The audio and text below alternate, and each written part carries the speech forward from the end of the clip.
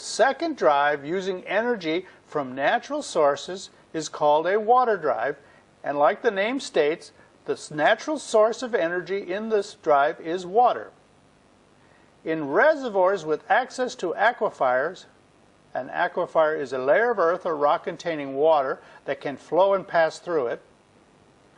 The water is used to maintain pressure by replacing all the volume of oil that is produced. This results in a high recovery rate. They can be as high as 70%, but usually average from 35 to 40%. Like solution gas drives, the water drives are used to produce about 1/3 of the world's reservoirs. Now let's look at how a water drive works. There are two possible sources for water drives. One, water coming from a column in an outcrop in a nearby mountain. Or two, any large amount of water under pressure. If you remember from Chapter 2 when we discussed abnormal pressure, we looked at an artesian flow. There we saw that the water was constantly replenished by rainwater at the surface, which then flowed down into the reservoir.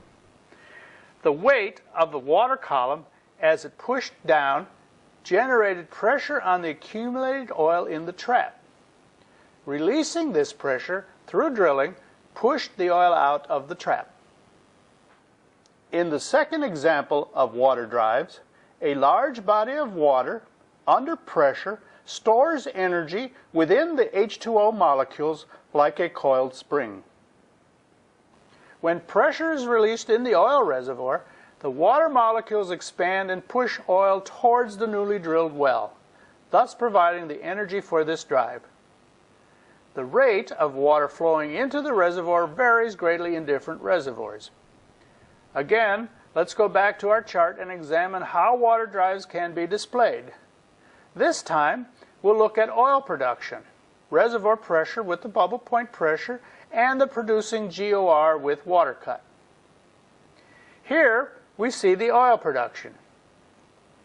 Notice how it holds fairly steady for a longer period of time than the solution gas line. The shapes of the curves are vastly different and can tell us the type of drive.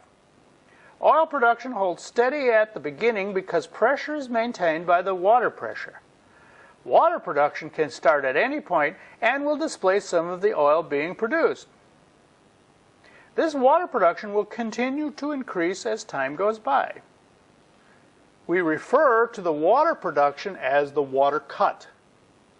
The water cut percentage is equal to the volume of water produced divided by the sum of the volume of oil produced plus the volume of water produced times 100. Notice here that the producing GOR always stays constant because the bubble point pressure is usually never reached. Since water drives have the highest recovery rates, this recovery will be used if water conditions are favorable. The third type of an energy drive using natural energy is the gas cap drive. In a gas cap reservoir, oil and gas were formed at lower pressures, allowing for separation of the oil and gas. These reservoirs are already at bubble point pressure. The energy in this kind of drive comes from the expanding gas as the oil is produced.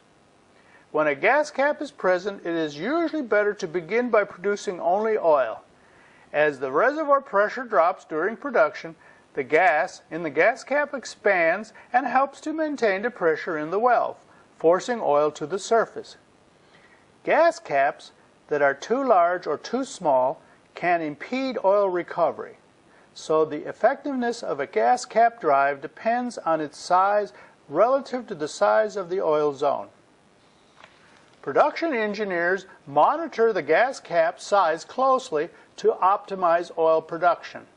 When conditions are right and a gas cap drive can be used, recovery rates average about 30 to 40%. The fourth type of drive is gravity drainage. Found in isolated locations where the pressure may have already been depleted or found in reservoirs with very high permeability, the remaining oil will slowly drain into a well due to gravity and can then be pumped out. You can find reservoirs like these being produced in Illinois and Indiana in the United States. The fifth is called a compact drive. Compaction drives are found in abnormal pressure reservoirs. An overpressured reservoir compacts or pushes in on itself, pushing out the oil. Compaction drives are not very common and are found mostly in the North Sea. As you can see, natural energy sources for primary recovery in oil reservoirs use the natural forces found within the reservoir.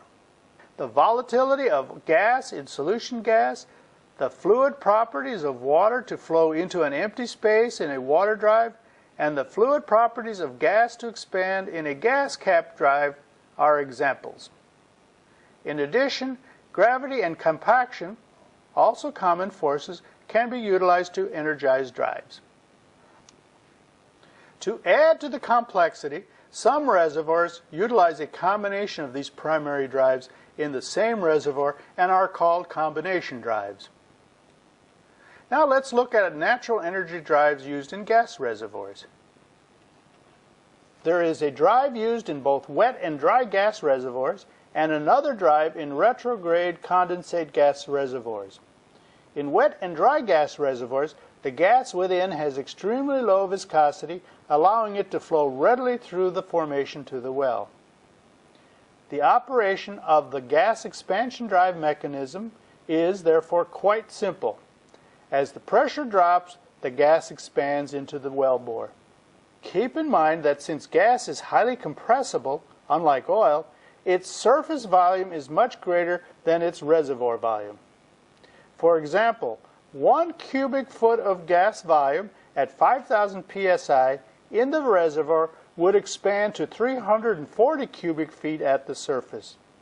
We know this because we can divide 5,000 reservoir psi by 14.7 atmospheric psi to arrive at 340 cubic feet at the surface. As the well is produced, the reservoir pressure falls to 0. Recovery rates in the gas reservoir run around 95%. In retrograde condensate gas reservoirs, the escaping gas reverts back to liquid at atmospheric conditions. This rich condensate oil is very profitable when the well is first produced because it needs very little refining. However, over time, as pressure drops, the condensate begins to form within the formation instead of in the well. These liquids that build up in the reservoir restrict the flow rate of the gas and cause gas and condensate production to decrease substantially. As you can see in both oil and gas reservoirs, production in its initial stages utilizes the energy naturally found in the reservoir. When this energy is depleted, secondary recovery efforts are initiated. There are several.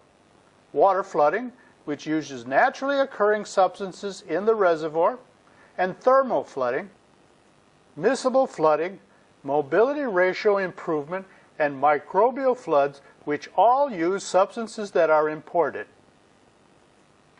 These recoveries that rely on imported substances are referred to as enhanced oil recovery, or EOR. Let's look at each in more detail. Water flooding is used after primary recovery efforts cease in solution gas drive reservoirs and is the most common. This method recovers about 50% more of what was recovered in primary production. For example, if 1 million barrels was produced during primary recovery, then an additional 500,000 barrels can be recovered using this secondary drive. Water flooding is where water is flooded into the well through injector wells located nearby. Since water and oil do not mix easily, water that is pumped down into the formation displaces the oil, thereby pushing it toward the producing well. This is called fluid displacement. The reason this method is so popular is because water is readily available, cheap, non-flammable, non-toxic, and chemically compatible with reservoir fluids. Its pressure is safe to handle and it works very well. Water flooding works best with lighter oils. Because viscosity is a factor that determines oil's ability to move through the reservoir, its mobility ratio, reservoirs with heavy, viscous oil don't benefit as much from water flooding as reservoirs with high API gravity and low viscosity oil. In this lecture, we've talked about porosity and permeability, and maybe we've given the impression that sandstone, or any reservoir rock for that matter, has constant characteristics throughout a reservoir. This is not true. Like everything else in and on our dynamic Earth, the forces that also help form formations were not always constant or uniform. These fluctuations cause differences in layering of the formation. For example, one layer may have a permeability of 1 millidarcy, another layer may have 500 millidarcy, and another 300 millidarcy, all within the same reservoir rock. Called heterogeneity, these permeable variations cause most reservoirs to water flood unevenly. High permeability zones can take more than their share of the water, which can lead to early breakthrough of water into the producing well. This early breakthrough is called a thief zone. The water literally bypasses the oil, causing it to remain or be left in the reservoir. This unproducible oil is referred to as unswept oil. The water-oil ratio, WOR, of floods can often reach 95% before they become uneconomical. Now please look at this illustration. To help you better understand, let me first explain some of the symbols that are used on these field maps. An empty circle with an arrow through it is the symbol for an injection well. A black circle symbolizes an oil-producing well. An empty circle represents a future well that will be drilled. And an empty circle with 4 lines surrounding it shows a dry hole. Please learn the meaning of these symbols. When water flooding was first used, the injector wells were placed around the periphery of a field. Over the years, however, engineers learned that it is more economical to drill injector wells in the middle of 4 wells instead of just drilling around the peripheral of a field. Illustrating both methods on this illustration allows us to see the differences. The older method on the left forms a peripheral pattern. Its limitation is that sometimes the water doesn't get into the center of the field. To address this problem, the one on the right forms what is called a 5-spot pattern. In this illustration, we see 4 producing wells and 1 injector well in the middle. Keep in mind that an injector well can be an old producing well, or it can be a recently drilled one that acts as an injector well. The water injected from the injector well in the middle pushes the oil to the 4 producers. Because of what is known as pressure drawdown, the pressure in the injector well is different than the pressure in the producing wells. Thus, the oil flows in an X-like pattern toward the 4 producing wells. Unfortunately, this can result in up to 50% of the oil being bypassed or left in the formation. Like I said before, this oil is referred to as unswept oil. To recover this unswept oil, the engineer sometimes drills additional wells that are called infill wells to get this remaining oil.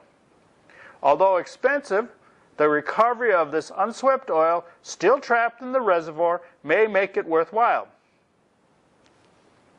Drilling more wells can convert a 5-spot pattern into a 9-spot pattern. It is also referred to as infill drilling.